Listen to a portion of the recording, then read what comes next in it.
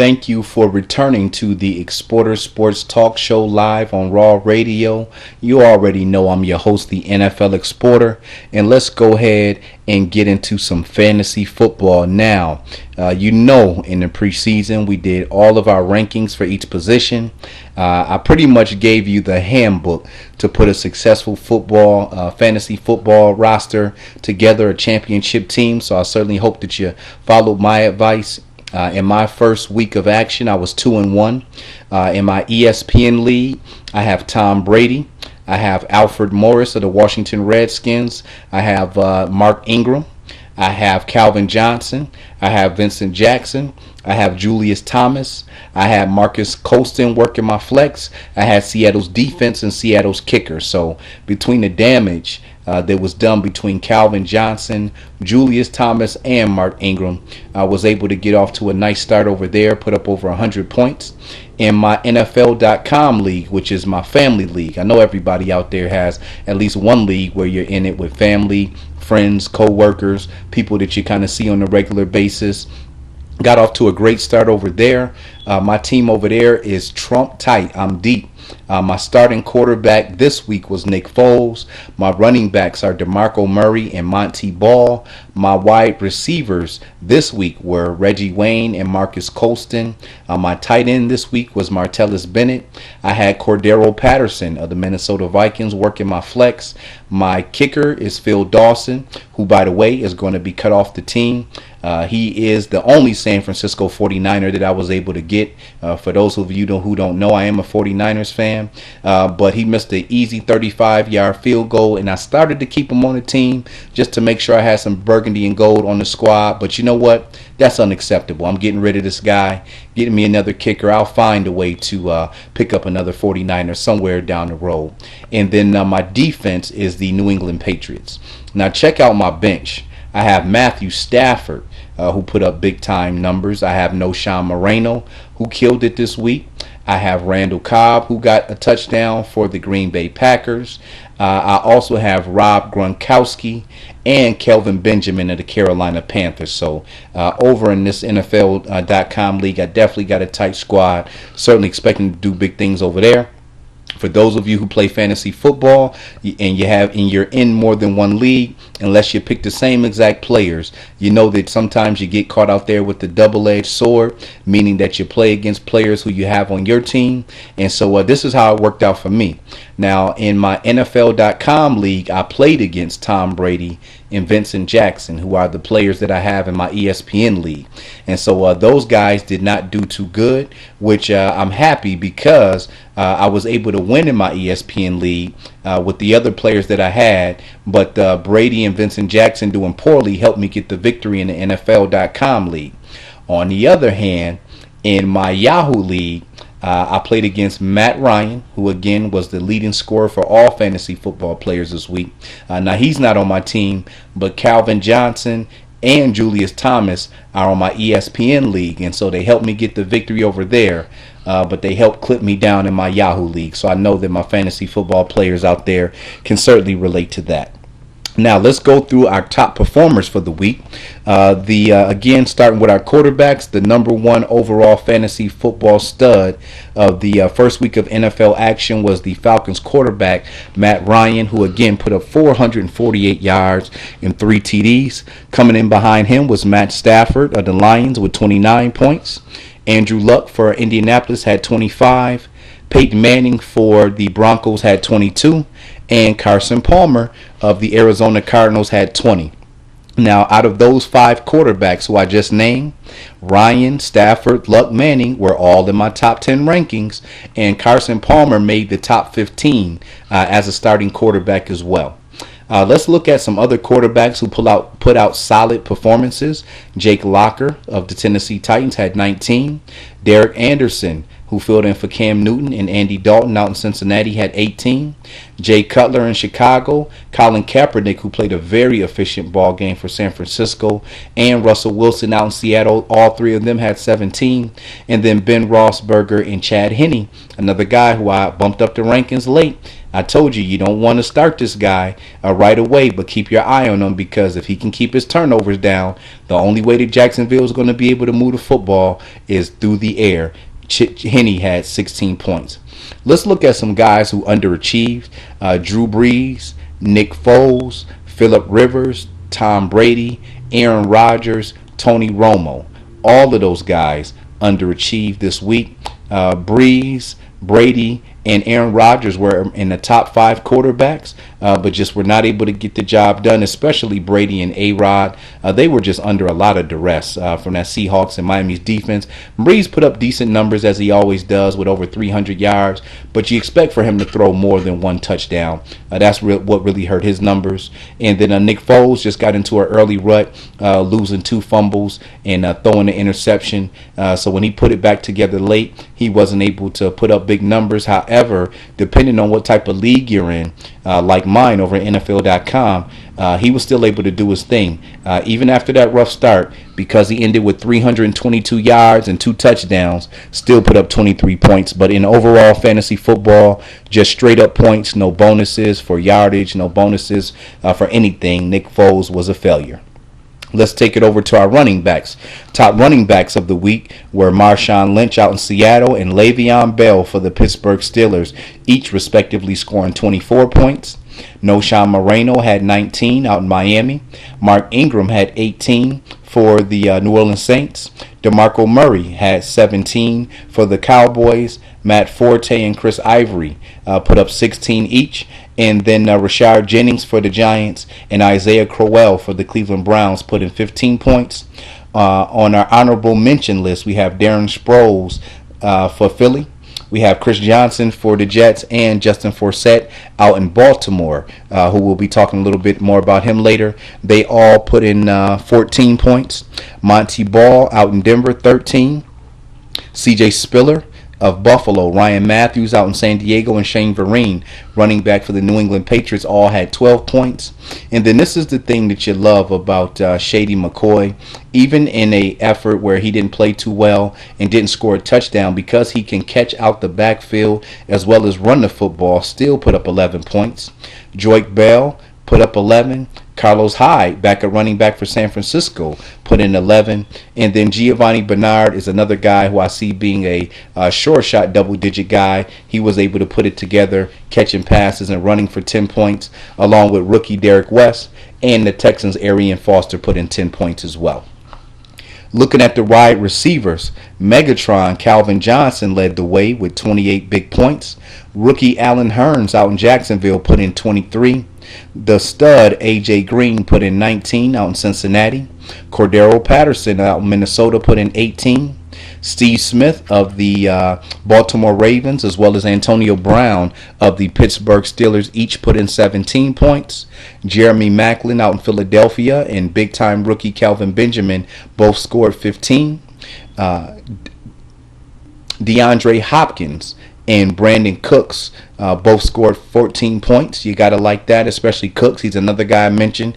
Certainly looked like he's going to be filling in for Darren Sproles, coming in there, catching a lot of balls. Roddy White had 13 out in Atlanta.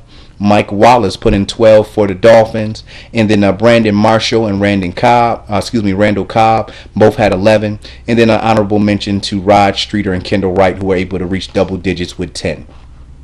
Taking a look at the tight ends, again, it was Julius Thomas putting up 28 points with over 100 yards and 3 touchdowns. Made his fantasy owners very happy.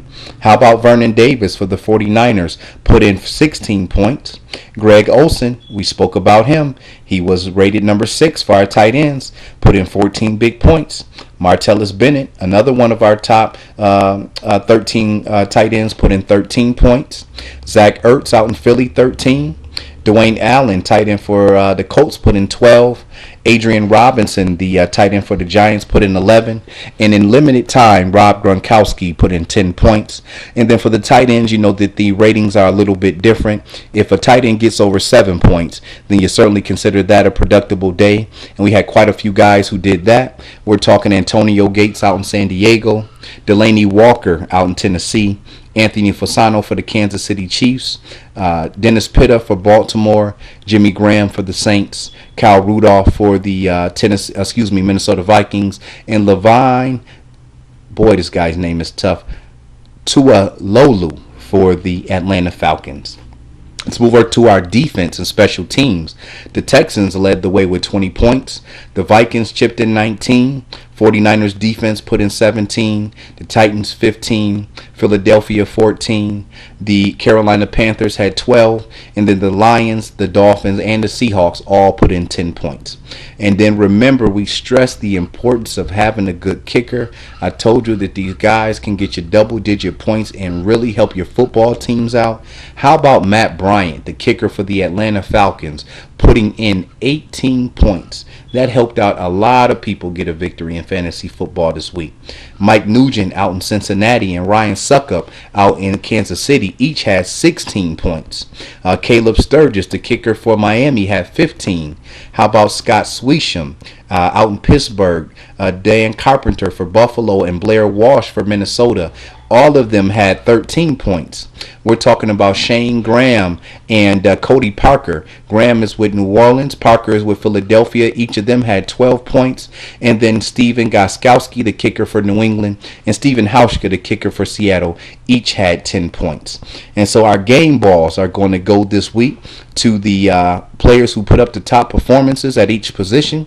That will be quarterback Matt Ryan, running backs Marshawn Lynch and Le'Veon Bell, wide receivers Calvin Johnson and Allen Hurns, tight end Julius Thomas, the Texans defense, the kickers Atlanta's Matt Bryant, and Noshawn Moreno and A.J. Green both come in with 19 points, getting a nod, making things happen at our flex position. Now, let's look at the top players that you want to add to your fantasy football roster coming into this week of NFL action. If you need help at the quarterback position, how about Ben Roethlisberger out in Pittsburgh, Russell Wilson out in Seattle, and Joe Flacco out in Baltimore? Now, these players may not be available in most leagues, but I have seen some leagues where all three of them are sitting on the waiver wire. You may not bring them in as a starter, but if you need a security blanket, just in case your starting quarterback gets hurt, or your starting quarterback has a tough matchup, or is on a bye week, these guys certainly can step in and get the job done. At the running back position, Noshawn Moreno, Mark Ingram, these guys can step in immediately and start for your football teams. We talked about both of those guys a lot in the preseason, and they certainly did not disappoint, scoring 19 and 18 points respectively in week 1. How about Terrence West for the Cleveland Browns? Now, their starting running back, Ben Tate, went down with a knee injury. Right now, we don't know the severity. Either way it goes, West is going to get carries. You heard me talk about him in the preseason. And, man, this guy certainly knows how to get the job done. I like him a lot. Let's look at Carlos Hyde out in San Francisco. I think he's a great handcuff in case something happens to Frank Gore. Still was able to get 50 running yards and a touchdown. Fred Jackson, the savvy vet, out for the Buffalo Bills. He's going to get a lot of touches this year. If you need a running back, go ahead and scoop Freddie up. And then we're talking about Chris Ivory. We know the Jets are going to run the football an awful lot this year, so you want to get your hands on him. And then also as Ray Rice, and we're going to get to that in our next segment, he is not going to be playing football the rest of this year. So immediately, Bernard Pierce and Justin Forsett, their two running backs, get a bump up because one of those guys is going to have to step up and make things happen in that Ravens running game.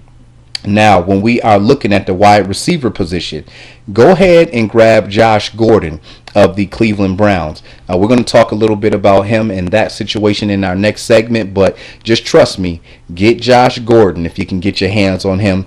It's a possibility, and it seems to be getting stronger with each day that his season-long suspension is going to get lifted, and he'll be back on the football field. How about Steve Smith for the Carolina Panthers, a guy who, again, he may not give you 118 yards every week, but is certainly a reliable target out there in Baltimore. We talked about rookie Allen Hurns. He got a game ball this week for his performance out in Jacksonville. He's establishing himself as the number one wide receiver out there. I told you about rookie Calvin Benjamin for the Carolina Panthers. If you can get this young man, scoop him up, he's definitely going to be Cam Newton's favorite target throughout the course of the season. DeAndre Hopkins for the Houston Texans. How about Brandon Cooks of the New Orleans Saints? We're talking about Greg Jennings, the veteran from the Minnesota Vikings. Terrence Williams is playing opposite of Dez Bryant. He'll have a lot of one-on-one coverage out in Dallas. And then a couple veterans, Anquan Bolden putting 99 big yards for the Indianapolis Colts. And Devin Hester is in the slot out in Atlanta with Matty Ice. We know that Roddy White and Julio Jones are going to get the majority of targets. However, Hester has top-end speed, and I'm quite sure will continue to get open against slower nickelbacks and safeties. And Brian Quick for the St. Louis Rams is another guy who I like, but I wouldn't invest big-time potential in him as a starter until we can see some more of him on the field. However, he's another guy like Allen Hurns who's on a pretty bad team, but is establishing himself as the lead wide receiver. And then Andrew Hawkins from the Cincinnati Bengals is another guy who is doing a lot of damage, had 11 targets, 8 catches for 87 yards, especially if you're in the PPR league. He seems to be a solid play. Let's now move over to our tight ends. We're talking about Zach Ertz out in Philadelphia. If you recall in the preseason, we were trying to figure out who was going to get the best of that time split between him and Britt Selleck. Well, it certainly looked like Ertz is the guy. We had him actually being the player who had more of an upside in the ceiling. How about Delaney Walker out in Tennessee? He's not a guy who's going to get you a lot of yards, but can certainly be a threat in the red zone and possibly could be effective in PPR leagues. We certainly expect for Jake Locker to check down and do a lot of short passing. We talked about him a little bit earlier with his difficult name, Levon Tualolu out in Atlanta, another guy who you may not see have a lot of yardage, but certainly is a big-time target in the red zone and in the goal line area. How about Adrian Robinson? He looked very good. He was another bright spot for the Giants on Monday Night Football. He should be a nice option. And then Jared Cook for the St. Louis Rams. We spoke about him in the preseason. Now, they do have a backup quarterback, but certainly with him being a tight end, he should get a lot of targets as well. Now, when we are looking at some defenses, at least for this upcoming week, who can step into your lineup and pay some dividends, that nasty Dolphins defense is playing second-year quarterback E.J. Manuel out in Buffalo. The Texans are looking to take advantage of rookie quarterback Derek Carr. And then the Tennessee Titans are playing at home against the Dallas Cowboys. And you know that Tony Romo and these guys are good for a couple turnovers. Last but not least, we're looking at our kickers. We're talking about Matt Bryant for the Atlanta Falcons. Mike Nugent for the Cincinnati Bengals, Ryan Suckup for the Kansas City Chiefs, Caleb Sturgis for the Miami Dolphins, and Dan Carpenter of the Buffalo Bills. All of those kickers are going to have ample opportunity to get you a lot of double-digit Sundays in fantasy football. That wraps up our second segment. It's the NFL Exporter live on Raw Radio. When we come back, we're going to talk about some relevant and trending topics that are going on around the NFL right now. So stay tuned. We'll be back after these messages.